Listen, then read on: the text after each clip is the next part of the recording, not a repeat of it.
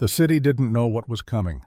2:13 in the morning, the kind of hour that belongs to no one, too late for the living, too early for the dead.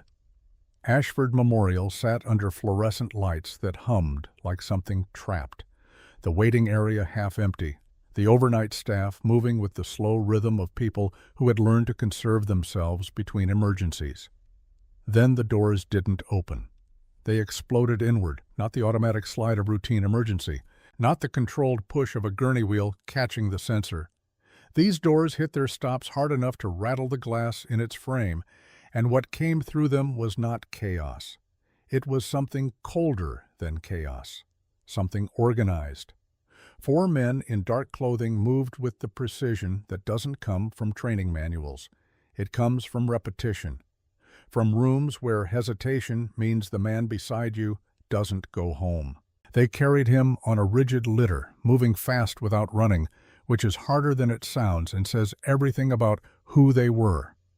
The man on the litter was built like something forged rather than born, broad through the shoulder, long through the limb. Even slack with blood loss, even pale as quarried stone, he carried the geometry of someone who had never once been soft. His chest rose in shallow increments beneath a compress soaked through at 3 separate points. Dark stains spreading through field dressing like ink dropped into water. No ID, no uniform, no paperwork of any kind. The lid carrier locked eyes with the charge nurse for exactly 1 second, long enough to communicate everything and nothing. Then all 4 men walked back through the doors they had come through, and were gone. Dr. Callum Harrow was already gloved before the litter hit the trauma bay. 31 years of emergency surgery had burned away every version of him that could be surprised, and what remained was a man of pure function, reading vitals before the tech called them, positioning before the resident knew to move, his mind 3 decisions ahead of his hands at all times. He assessed fast. First wound, right flank, through and through, minimal organ involvement, manageable. Second wound, upper left arm, arterial proximity but contained, extractable. Third wound, left of the sternum, 3 millimeters, maybe less, from the left anterior descending artery. Harrow looked at the imaging screen for 2 full seconds. In 31 years, 2 seconds was an eternity. "First 2 we take," he said. His voice had the texture of gravel road, flat and certain. "Third, we evaluate." No one said what everyone in that room understood. Evaluate in this context was a kindness. The 3rd round wasn't positioned for extraction. It was positioned for a eulogy.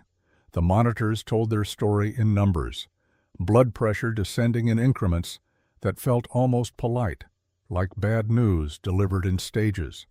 Oxygen saturation hovering at the margin where the body starts making decisions without being asked. They worked the first 2, clean on the flank. The round came out without ceremony, the wound irrigated and packed with the brisk efficiency of people who had done this many times before.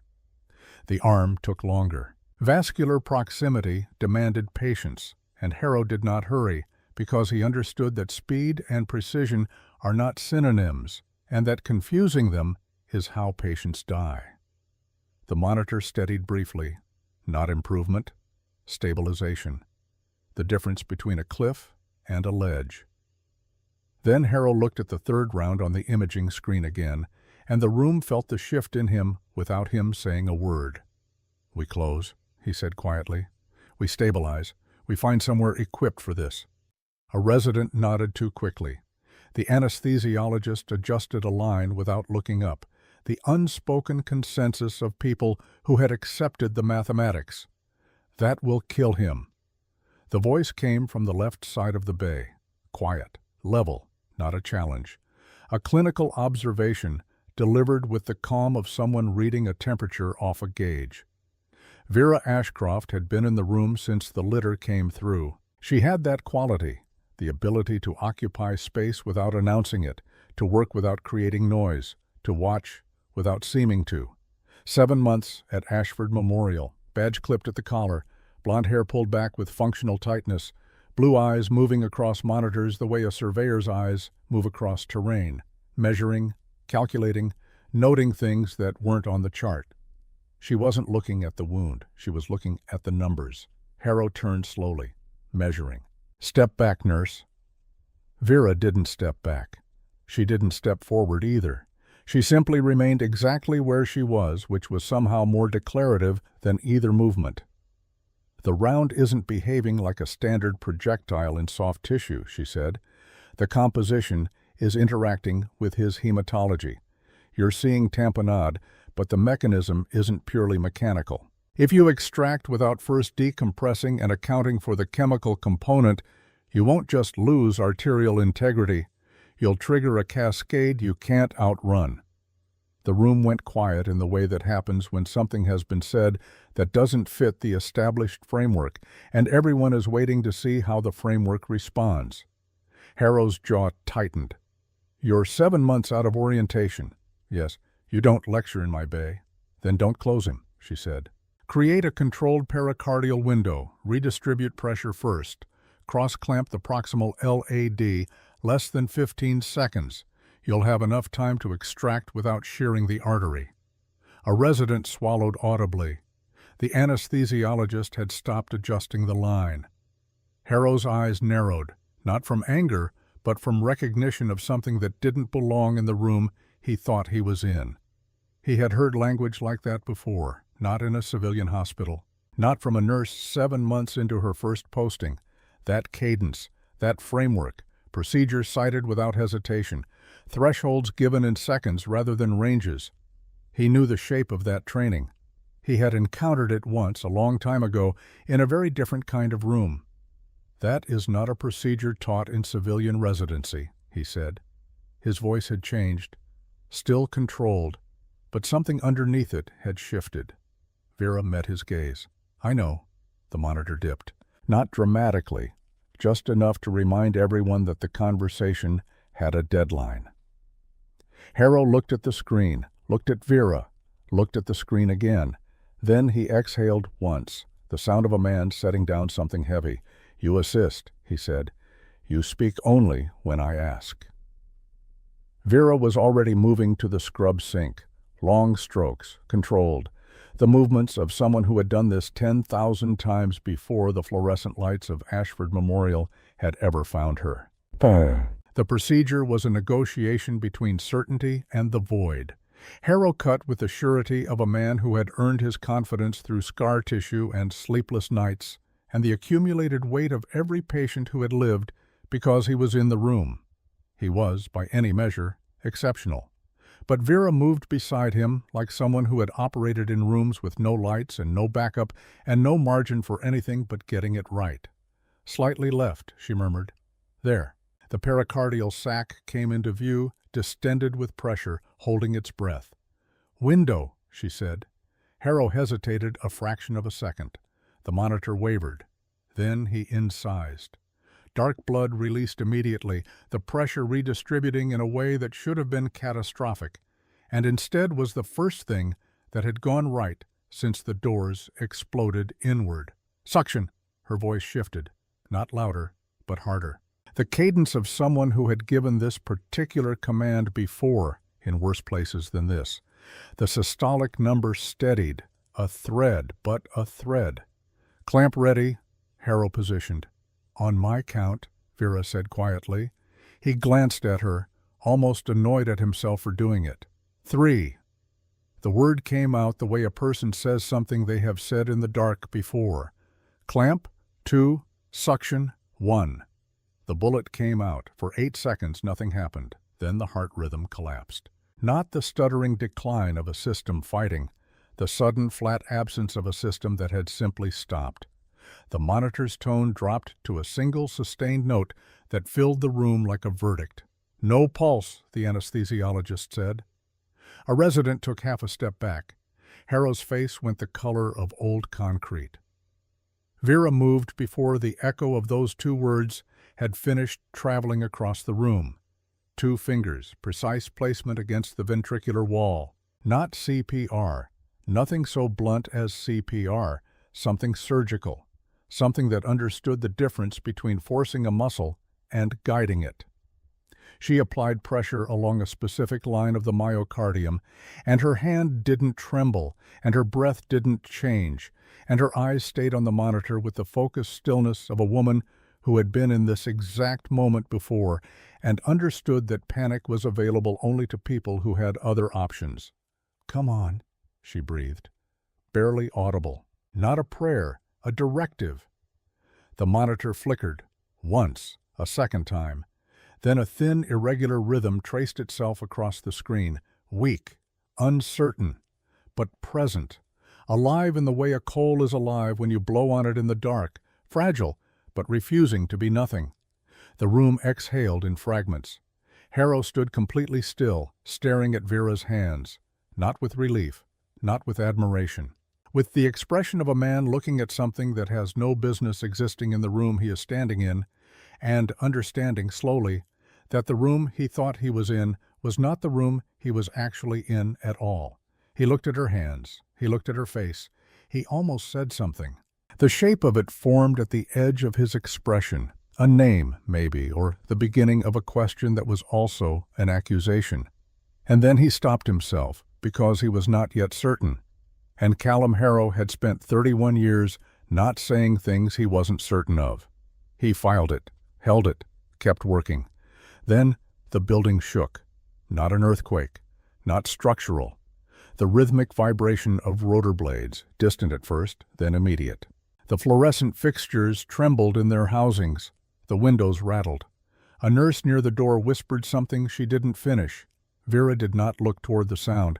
She kept her fingers exactly where they were, watching the rhythm on the monitor, making small adjustments that no one else could see the logic of, but that the numbers confirmed were correct. Outside the aircraft, its running lights wrong, its engine note wrong in ways that would take a specialist to articulate, descended onto the rooftop with a weight that reverberated through the floors, then boots in the hallway, the kind of stride that doesn't vary regardless of urgency. Measured, absolute. The doors at the far end of the surgical corridor opened, and the man who came through them did not hurry, did not announce himself, did not need to do either of those things, because he was the kind of man around whom rooms reorganize themselves without being asked. Lord Aldrich Thorne, gray at the temples, a civilian jacket worn with the unconscious correctness of someone for whom clothing had always been a form of discipline, the posture of 6 decades compressed into something vertical and unbending.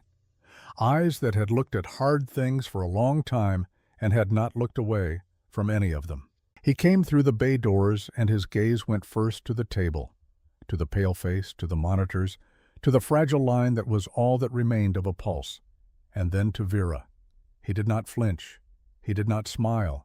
He said her name, low, controlled, spoken the way a man speaks the name of someone he had believed he would never say aloud again.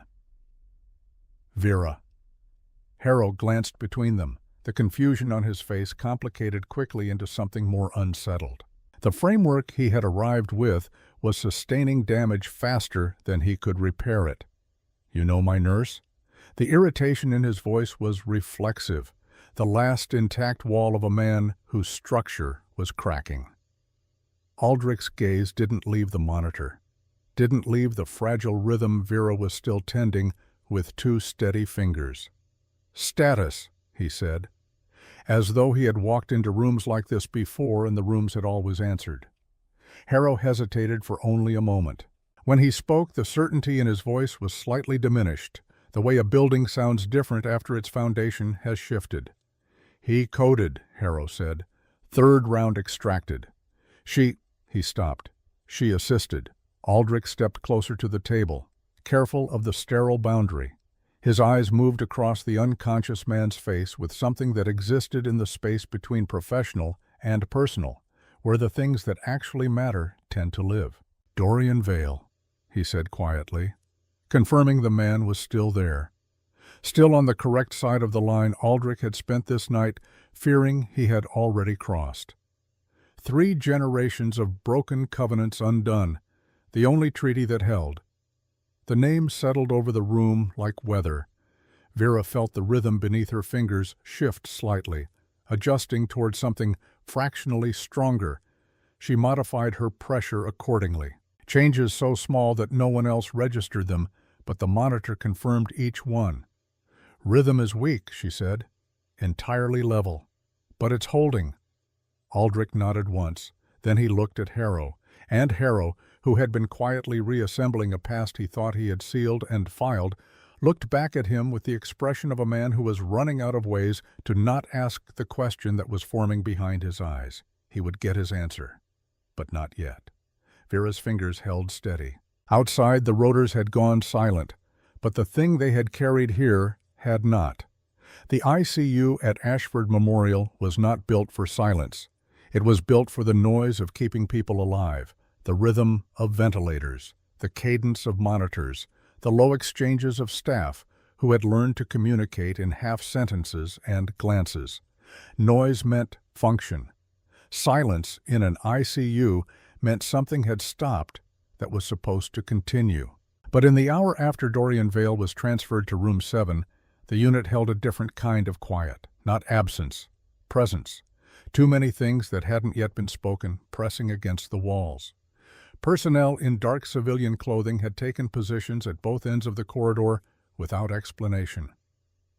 Hospital staff moved through the middle space with the careful neutrality of people who understood, instinctively, that they were operating inside something larger than their job description.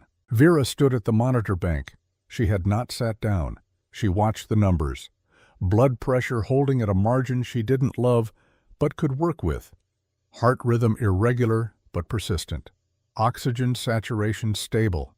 And she watched the IV line.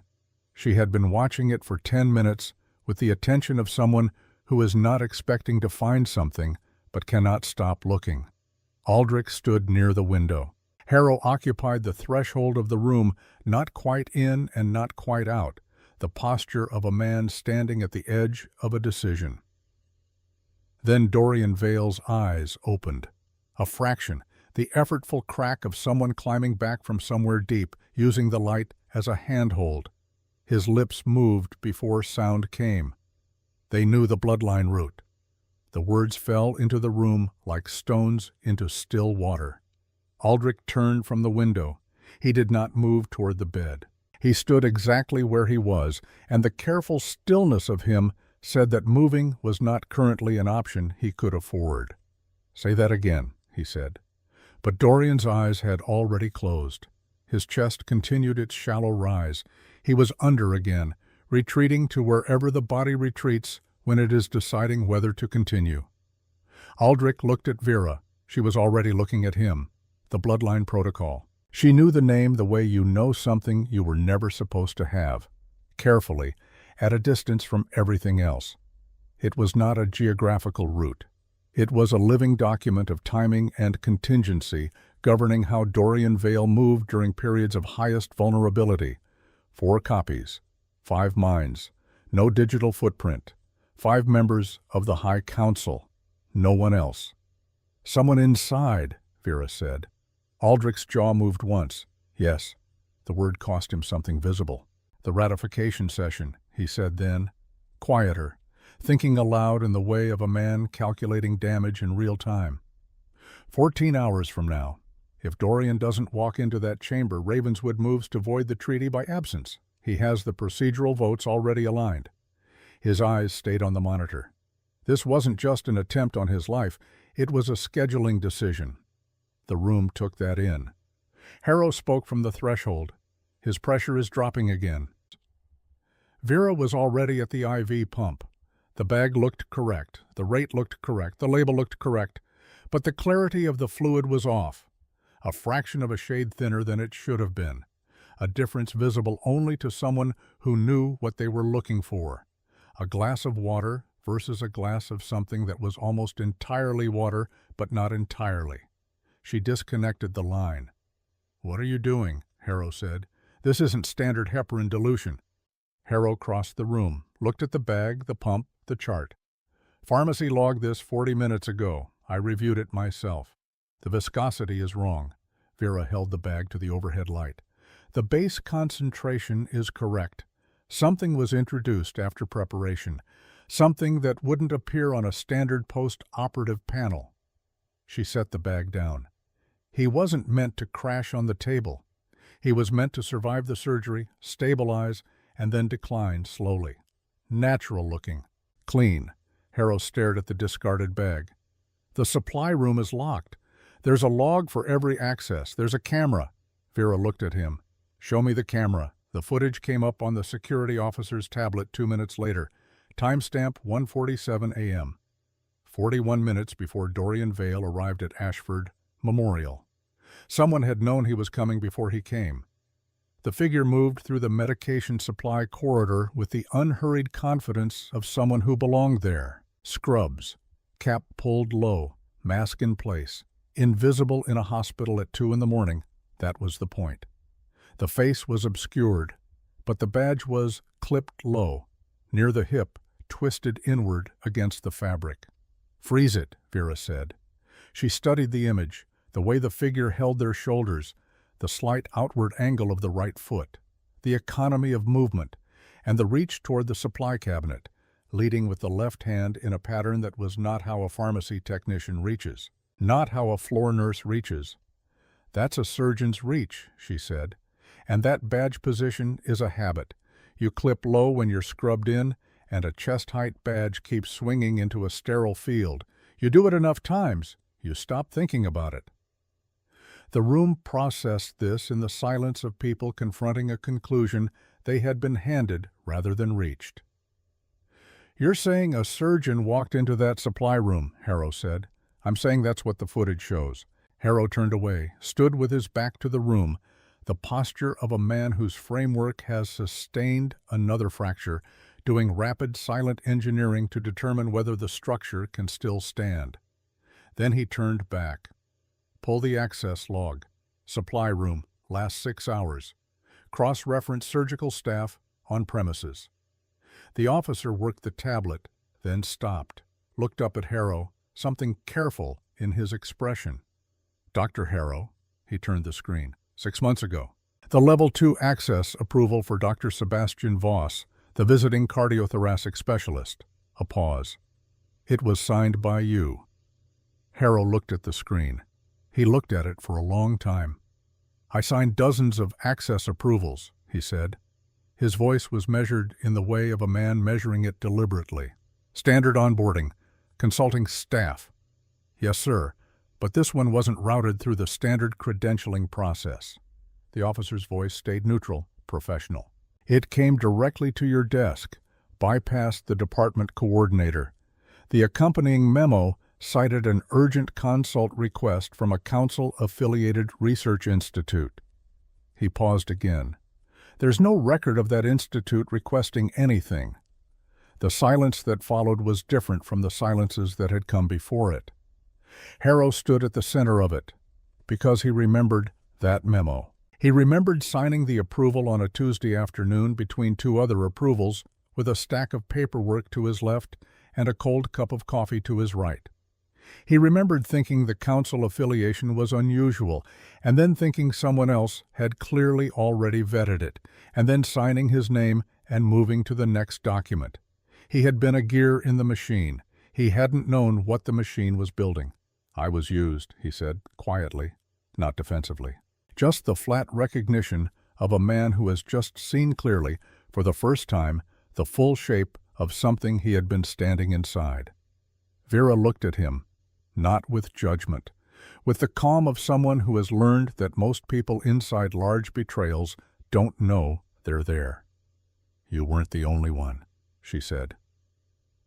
They found Sebastian Voss at the service elevator on the basement level, not running, standing. He came back up in restraints he did not resist, moving with the cooperativeness of a man who has already made his final calculation and has nothing left to negotiate except terms. Dr. Sebastian Voss, visiting cardiothoracic specialist. Impeccable credentials, irreproachable references. Research affiliations spanning 3 legitimate institutions and one that Vera recognized in a different way. not from academic medicine, but from the 12 years she had spent in rooms that didn't appear on any organizational chart. He was perhaps 50, lean in the way of men who have stopped eating because food has become irrelevant to whatever they're carrying, gray at the temples in uneven patches, eyes exhausted in a way that had nothing to do with tonight. Aldrich stood in the corridor when they brought Voss through, said nothing. Let the silence do what silence does when applied to a man who has already confessed to himself. Voss looked at Dorian through the ICU glass, held his gaze there for a moment. Then, "My son's name is Thomas. He's 17. The words came without inflection, not seeking sympathy, just establishing fact. They've held him for 4 months. I received proof of life every 2 weeks, as long as I cooperated." He paused. "He doesn't know any of this. He thinks I'm working a consulting rotation." "The compound," Aldrich said. "Silver organic suspension, designed to be indistinguishable from standard anticoagulant in appearance and on routine lab panels. It would have created progressive myocardial instability over 8 to 12 hours.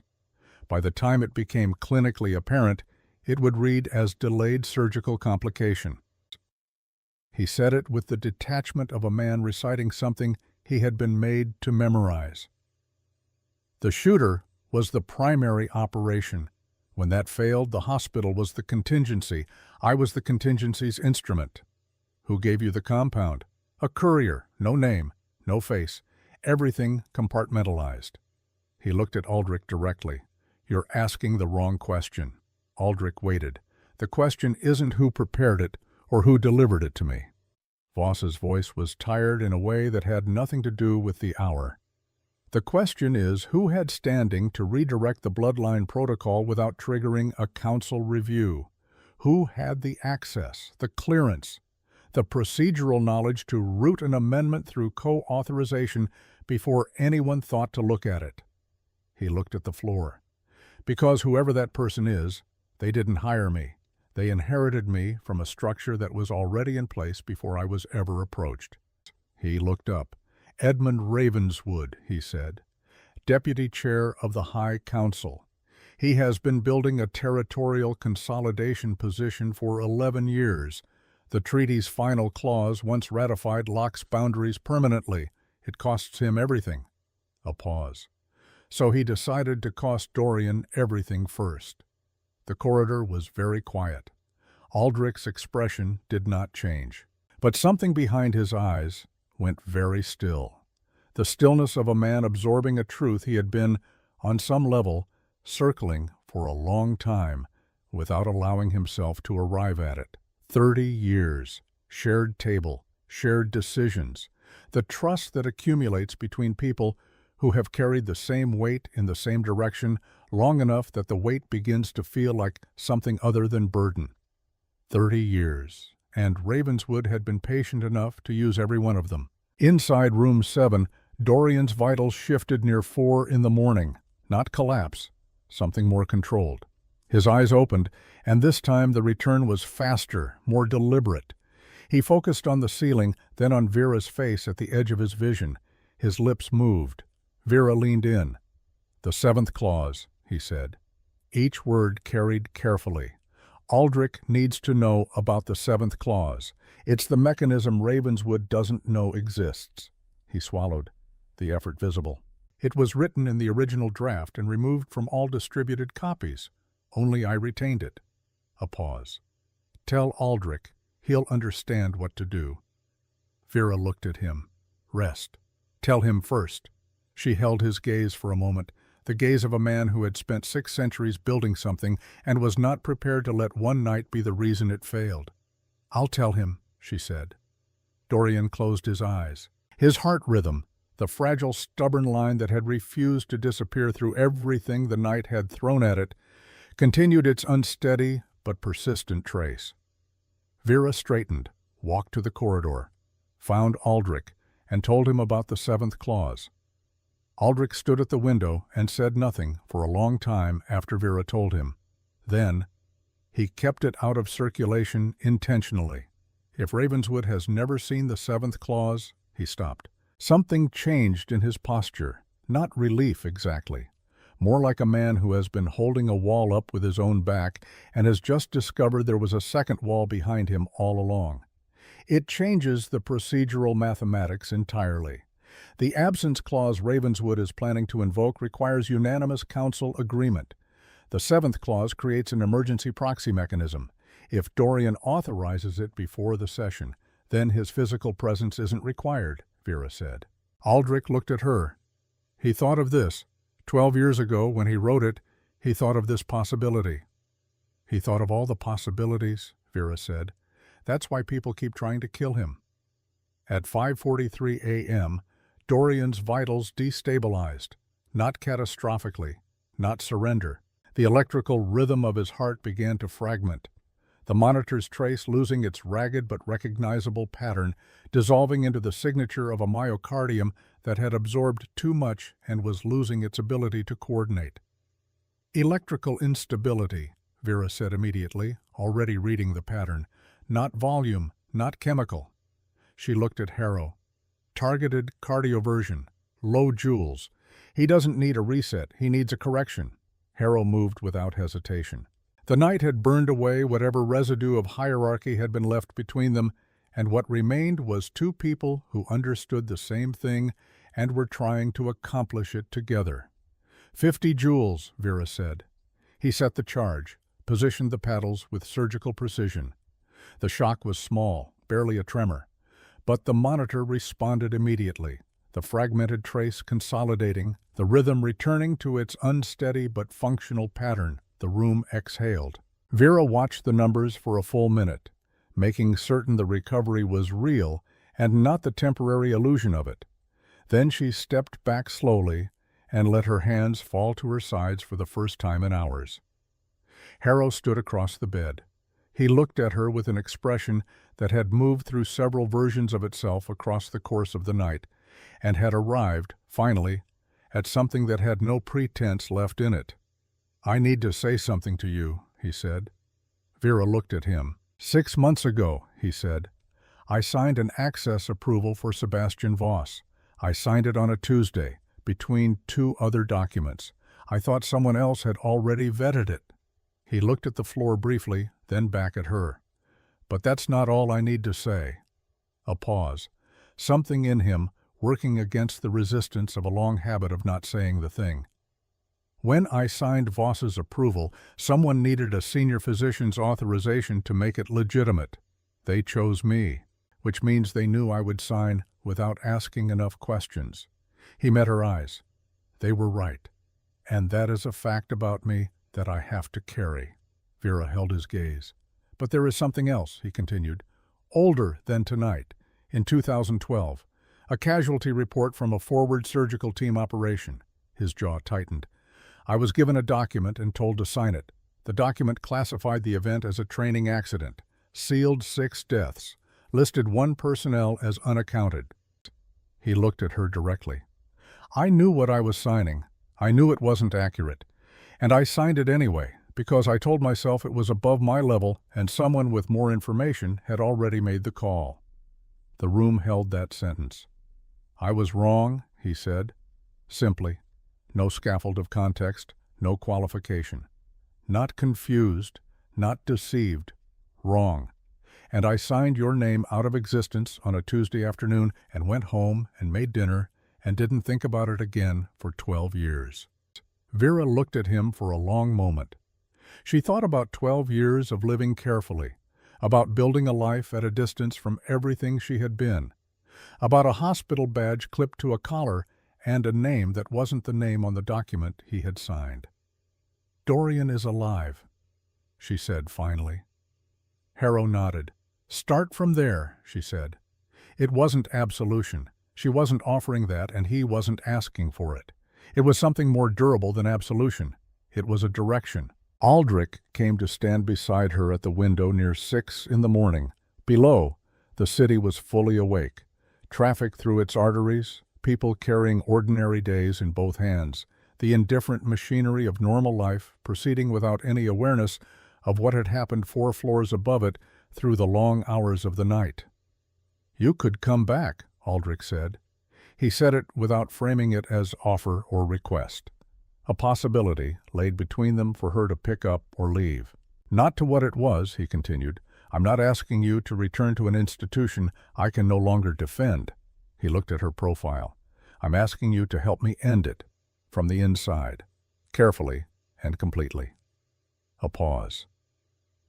"Ravenswood is one man, but the system that made him possible is not one man, and I am too old and too compromised and too known to do what needs to be done without someone whose name they think is on a death certificate." Vera looked at the city below, at the light on the glass. "The 6 people I lost," she said. "I submitted a full account to my commanding officer, documented, time-stamped, witnessed." She paused. 3 weeks later, I received my own death certificate." Aldrich said nothing. "The person I reported to was Edmund Ravenswood," she said. The silence that followed had a different quality from the silences that had preceded it. The quality of pieces that have been in a room for a long time, finally finding their arrangement. Aldrich closed his eyes briefly. Not in grief, in reckoning. The honest accounting of a man looking at the full cost of his own blind spots, paid in other people's years. When he opened his eyes, he looked older, not diminished, older in the way of someone who has stopped hiding from their own arithmetic. "I didn't know," he said. "I know you didn't." She turned to look at him. "That's the only reason I'm having this conversation." He held her gaze. "If I'm asking you to walk back into proximity with the man who buried your team, you're not asking me to walk into a room with him," she said. "You're asking me to make certain he never walks out of one." The distinction settled between them with the finality of a decision made. "If I do this," she said, "there are no protected positions, no procedural shields. No one inside that council chamber is untouchable because of rank or history or the cost of touching them." She held his gaze steady. "Including you, if it comes to that." Aldrich studied her for a long moment.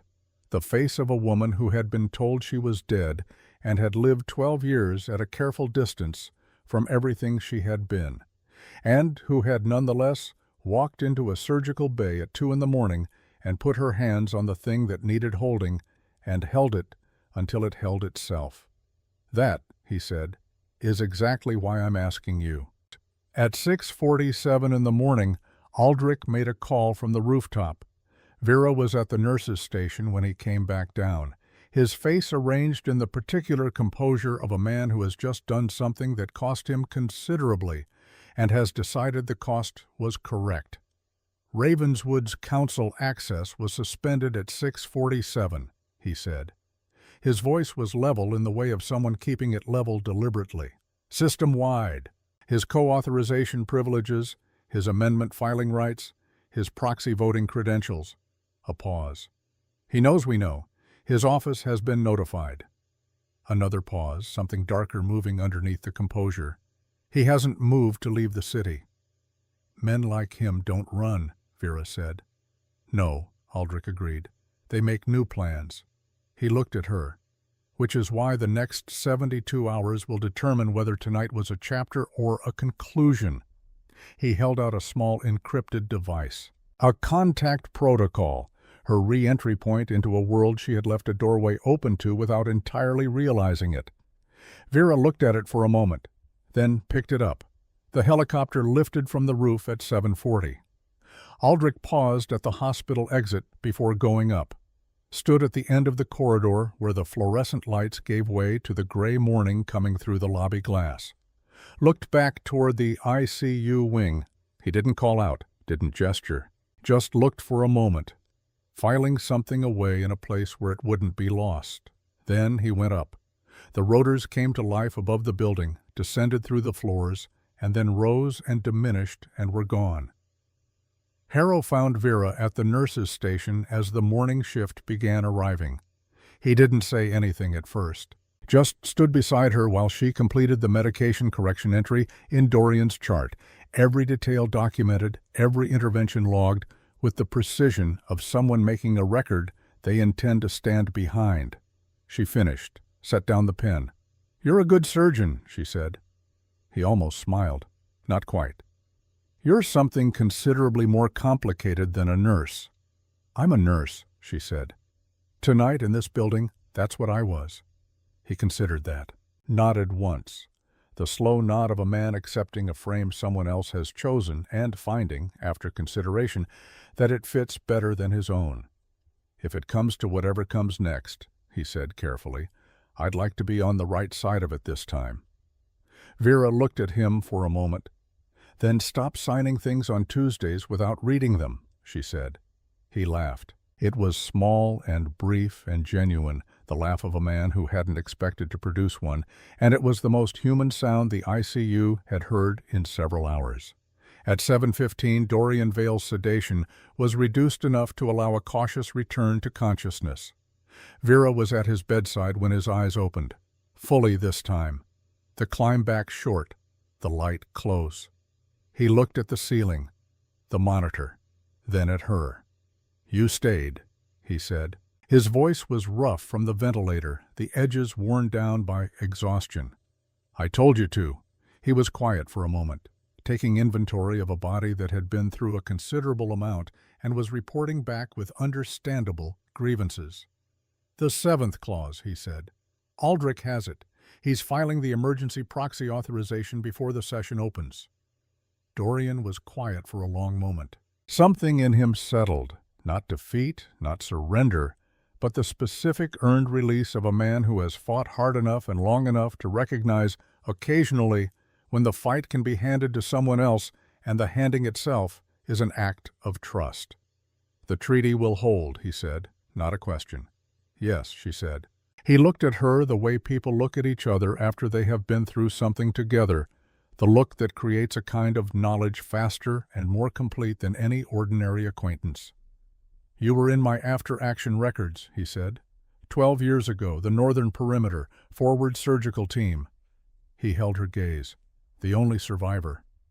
"Different lifetime," she said. He considered her face. "You're harder," he said finally. "Not colder, harder. There's a distinction." It was the most precise thing anyone had said to her in 12 years. She adjusted the blanket at his shoulder, checked the arterial line. Let her hands do the work they were trained for. "Rest," she said. "You should too." "I will," she said. She wouldn't. Not yet. Not while Ravenswood was still in the city, still calculating, still building whatever the new plan was going to be, but she said it anyway, because some kindnesses are worth offering even when they're not entirely true. Vera finished her chart entries as the morning fully arrived. She accepted a cup of coffee from a ward clerk who had no idea what to say and wisely said nothing, stood at the nurse's station, looked down the corridor at the ordinary morning assembling itself around the extraordinary night, staff arriving for day shifts with ordinary concerns, the city through the window going about its business with no knowledge of what had been decided 4 floors above it while it slept. Her phone vibrated on the counter, encrypted message, no sender ID, no header, no preamble. 4 words, "He has a son." She read it once, set the phone face down.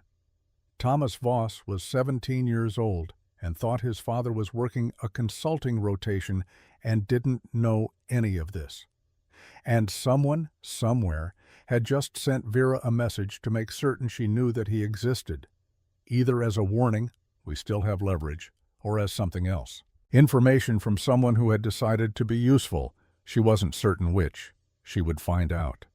She picked up her coffee, looked down the length of the corridor toward the ER doors, where another trauma call was already being wheeled in, the ordinary emergency machinery of a hospital resuming its ordinary emergency pace, as if the night had been a single long breath, finally exhaled. In room 7, Dorian Vale slept, weak and stubborn and, against every available probability, alive. The monitor traced its line. Still fragile, but no longer provisional. Something had committed to continuing, and that commitment had been arrived at in the hardest possible way, which meant it was likely to hold. The morning light came fully into the building for the first time, moving down the corridor in a long, low angle, reaching the nurse's station, reaching Vera's hands on the counter. She held the encrypted device Aldrich had given her, turned it once in her fingers.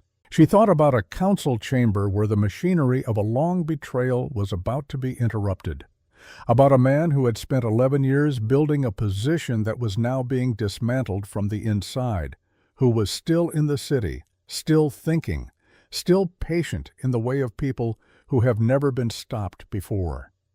She thought about Thomas Voss, 17, who thought this was just a consulting rotation. She thought about the 7th clause and what it meant that Dorian had written it into the original document and removed it from every distributed copy and held it in reserve for a night exactly like this one. She thought about Aldrich saying, "I'm asking you to help me end it," and what she had said in return, and what she had picked up from the counter, and what that meant about the next 72 hours and the ones that came after. The war had followed her here. She had told Aldrich it would not find her unprepared. She had not lied. She drank her coffee. And in the ordinary morning light of an ordinary hospital corridor, Vera Ashcroft, who was on paper 7 months out of nursing orientation, and on paper only, began preparing for what came next.